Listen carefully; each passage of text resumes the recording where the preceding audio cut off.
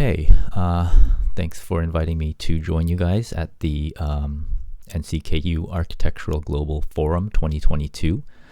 My name is Associate Professor Kane Yanagawa. I've been at NCKU now for something like 8 years. Today I wanted to share some of my thoughts about the development of the Metaverse, its relationship to our practice, and to share some of the work that my students have been doing in recent semesters regarding this topic. Okay, so before we get started, quickly an introduction. First of all, my name is Kane Yanagawa again. Probably many of you will recognize Liu Chuankun, which is the Chinese name that I go by here at the university. My background is in practice, so I spent several years working in London as well as in the States at practices like Zaha Hadid Architects, Randall Stout Architects, and Asymptote Architecture before starting my own group here at the university called Sky Associative. So Sky Associative is collaborative between myself and my students here at NCKU, and we have a group on Facebook. So if any of you are interested in the stuff that we've been doing in the past, we try to keep this up to date, but of course that's a little bit tricky. But you can check us out there. So the topic that I'm presenting now is this idea about revisiting the metaverse, right? It's not new, not even to architecture. What I mean by that is actually, if we ask ourselves the question, what is the difference between cyberspace and the metaverse? What we'll find is that it's actually quite difficult to distinguish any difference really between the two. And of course, I think for many of us, we've heard the term cyberspace for years, even I would say decades, right? So if we investigate that a little bit, one of the things that is, quite common is that, if you're into sci-fi or anything of that genre, you've probably come across the term cyberspace. And one of the earliest, I think, introductions was the film Tron, right? So we all probably have seen either the original version from 1982 or maybe the more recent remake. I'm not sure what year that came out. But, the concept was, of course, a person entering this kind of digital space, right? And that was, back in the 80s. Since then, that's become popularized in other genre, things such as animation, right? In the 90s, towards the ends, in the early 2000s, we saw these ideas appear in films like The Matrix, right? But really, I think it took off in architecture around the same time, and I would say the late 90s during the tech boom in the United States, right? And so, as you can see, one of the projects that really inspired me while I was studying in graduate school was this project by Asymptote Architecture, right? And I later went on to work at that office in New York for a couple of years. But earlier on, they were very much invested in this idea of digital architecture. And I think they were very lucky at that point to get a commission from the Guggenheim Museum to reimagine what a kind of digital architecture would be. And the Guggenheim wanted to present this as a kind of I guess their internet presence at that time, right? Of course, despite all of the excitement about that, the architecture never really transitioned at that stage. And a lot of this has to do with, I think, technologies, right? So basically, the difference between the metaverse and cyberspace actually is just one thing. And I think if we just look at it a little bit more optimistically, we can say cyberspace was simply a dream, right? It was a science fiction dream, whereas the metaverse is what we're calling cyberspace today. However, there's more clarity to it because it's an evolution of decades of advancement through what I'm calling enabling technologies, right? So, that leads us to the question of what are enabling technologies, right? And I think in the last, since Tron 1982 till today, that's essentially 4 decades. We have quite a lot has changed, right? We have computation and real-time rendering. We have AR, VR development. High-speed connectivity is a major factor in our lives today, right? Social media has developed into kind of the main medium into which we interact online. And then things like the blockchain and cryptocurrencies influencing the way that commerce is being done, and also addressing this idea of scarcity, which early on during the internet boom, was really hard to to wrap our heads over because there was no sense of originality, right? Everything was easily copied and distributed, and I think with the advent of the blockchain and in recent days, the popularity of Nifties, I think we're seeing that there's development in this space now that we can imagine will translate into a whole new, not only spatial environment or world, but also in a way a whole new economy, right? So if we look at those each separately, we can see, for instance, the developments in rendering technology and computation, right? So NVIDIA's promoting their Omniverse platform, and that integrates their kind of real-time ray tracing, which allows us to, of course, create, realistic environments or even non-realistic environments, but simply gives us enough computational power to do those things all in real time, right? Beyond that, AR, VR technology, of course, Microsoft is not the only one invested in this, but I think if we look at that a little bit, you can see, it offers that interesting hybrid between physical space and virtual space, right? So you can exist as a real entity, digital representation, right? Or an avatar, as in the case of a game, and you can all kind of interact, whether it's with the real objects or virtual objects.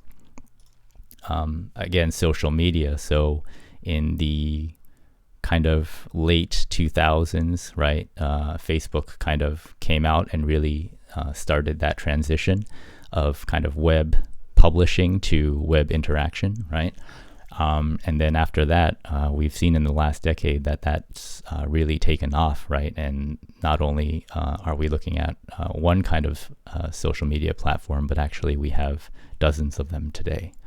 One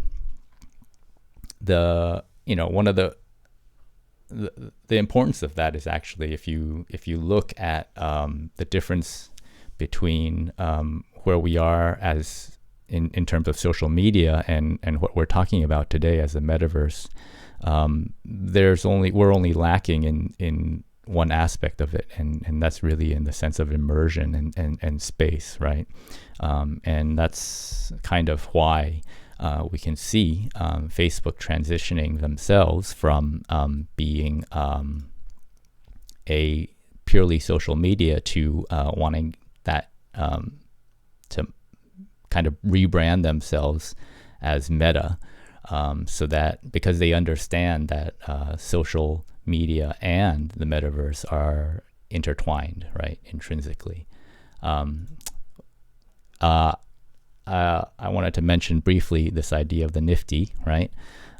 So I don't know how many of you are familiar with Nifties, but again, there's just so much potential here for creators, whether it's digital creators really, to create content and to, in a way, create a whole new economy based on scarcity of digital content, right?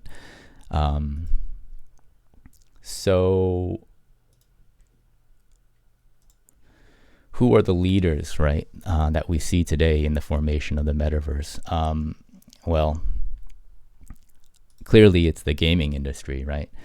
I think 20 some years ago, I still remember when I was studying in California, I had classmates that are, coming into architecture and leaving before graduating simply because they're getting recruited to, whether they were going to film industry or going into the gaming industry. They're all recruiting these young designers who are basically adopting those digital tools very early on, things like Maya and 3D Max and whatever, to help them to really build those kind of imaginary environments and more realistic environments that they had up till that day, right? And today, I think if we look at the development of the metaverse, architecture has really fallen behind, and actually it's the gaming industry that are really leading the way, right? So, first of all, the very early concept was this one of Second Life. I'm not sure how many of you are familiar with this, but this one's already quite old. I think it came out in the mid 2000s, right? It was really popular. One of the first kind of open platforms where you literally can come in and have a second life in, I guess, what was called cyberspace at the time, right? Of course, the interface was still through, screen and buttons and whatnot, but the concept is more or less the same. And if I recall correctly, unfortunately, I couldn't find any references this time to a particular conference, but I remember, I think in 2006 or 7, while I was in London, there was, in fact, an architectural conference held within Second Life to discuss the possibilities of moving architecture into this game, essentially, right? More recently, things like the Fortnite, right? During the COVID outbreak and the lockdowns, what we found was that people still wanted to interact, and they wanted to be able to do those things that they were able to do before those lockdowns came into place. And what we saw from Fortnite was they launched the concert series, right? So here we have Ariana Grande basically giving a concert in this video game space and performing in front of thousands and thousands of gamers, right? And I think that's where we can see the potential, right, of social interaction in the metaverse, and makes you really wonder, what are the opportunities there for architecture to contribute, right? Another platform is the Sandbox platform, and it's essentially just a landscape of a limited landscape, basically, where you can come in and try to buy up property and real estate, essentially. And as I think so far, it seems like the real estate prices in this platform pretty much depend on how close you are to Snoop Dogg, right?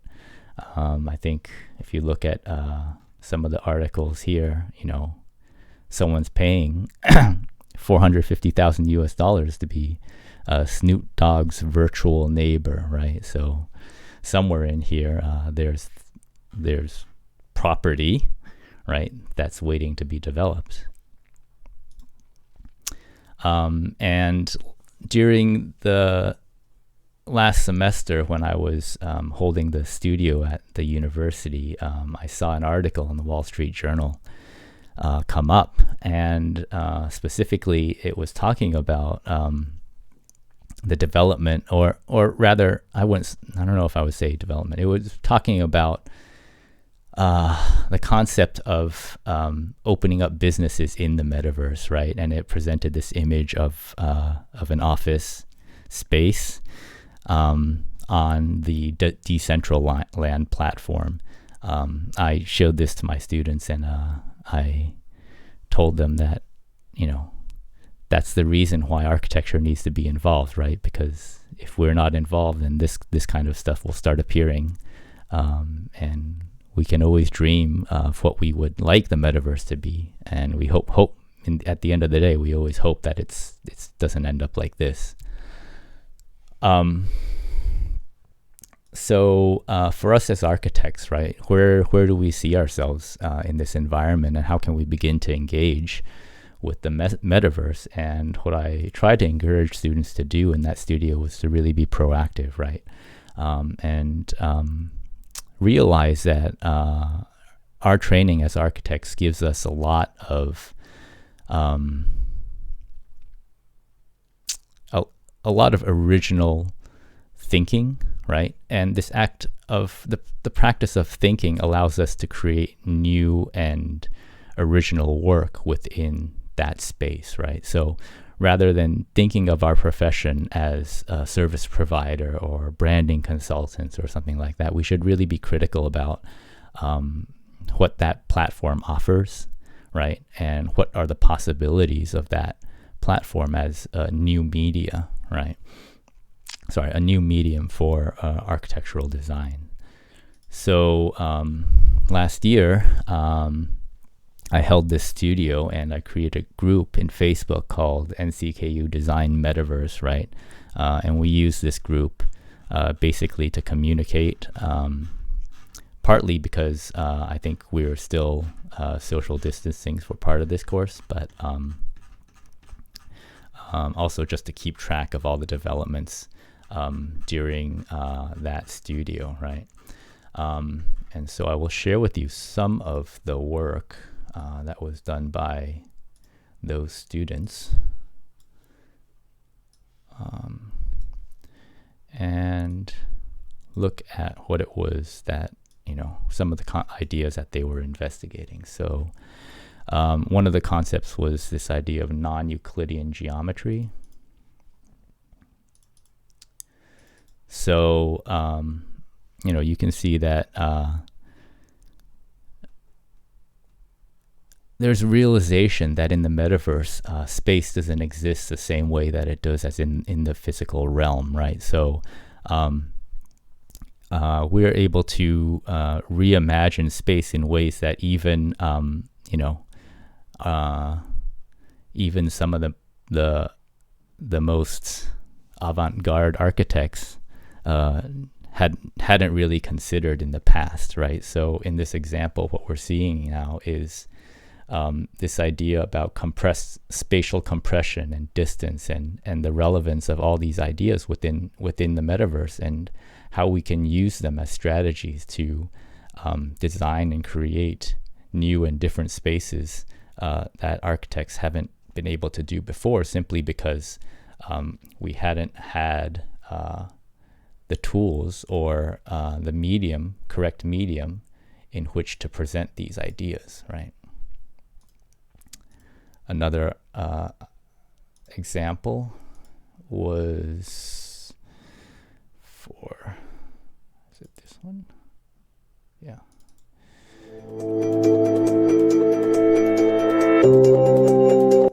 Sorry. Was this idea of recording time, right? So, typically we engage with architecture in a way, and we think of architecture as kind of timeless and constant, right? And in this example, the student wanted to de-emphasize that permanence and solidarity of architecture, and wanted the design to actually respond and change, as well as recording those changes throughout the interaction with the users, right? So you can imagine that, for instance, some of these spaces, as people gather, right, we can see those, maybe the size of the trees changing, or the locations of the platforms changing, and that the evolution of that design really depends on its usage, right? And I think those are some interesting ideas that as architects we're not really able to explore in the past. There's also an interesting concept, which was this idea of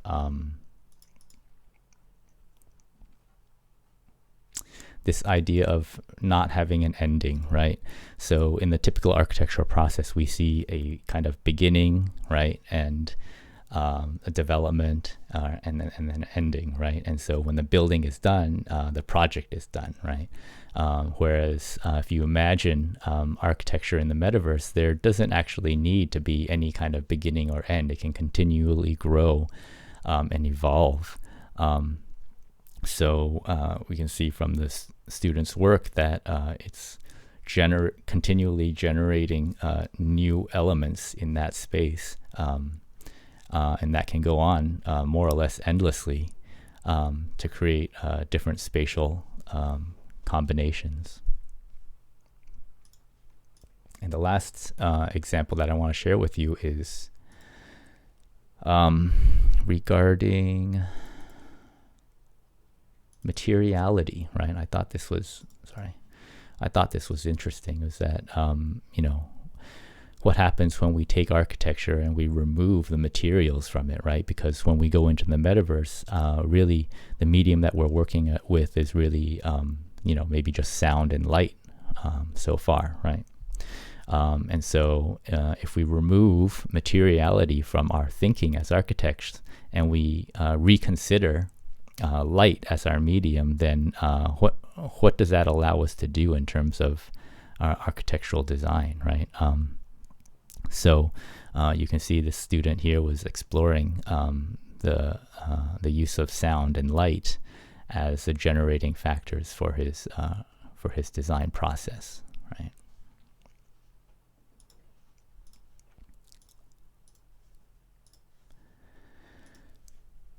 So I think as a practicing architect or as an architecture student today, I think there are lots of new opportunities. And following that studio, I also shared with my students some things that I found online, and one of them was just published on the 7th, a few days ago actually, on the Architects Journal site, which is a competition open for the next top metaverse build, right? So you can see that the excitement is already there, and that people are already starting to invest themselves in this idea that the metaverse is coming, and that this space will require architects and designers, right, to really build out, right? I mean, it's I think a really big opportunity for young architects and designers. I also noticed that Patrick Schumacher shared a post the other day. This was literally 4 days ago, February 15th, that said he's serving as a jury member on this Metaverse Architects digital museum project. So I think based on the excitement that we're seeing in the community today, I think it's worth investigating how we should engage, right? Especially as an educator, how we should engage with the metaverse, and how we can influence our students' thinking and get them to really be more proactive and think about the potential of future careers in a virtual space, basically, right? So in conclusion, I would say, the metaverse is not new, but today it's just much more relevant, right? We see that those concepts actually are rooted in a lot of sci-fi from 40 years ago, but these days with the confluence of technology that we're seeing, actually a lot of those things are coming together and bringing us to a new reality, right? And again, architectural practice and education really needs to engage with this new medium, right? If we don't engage with the metaverse and try to be more proactive in terms of its development, we lose out on a big opportunity ourselves. But I think also, you risk the metaverse deteriorating into something quite awful if it's controlled by social media or just the gaming industry, for instance. So, okay, well, those are my 2 cents, and I hope this has provided a little bit of perspective for those of us who are interested in the topic of the metaverse. Thanks.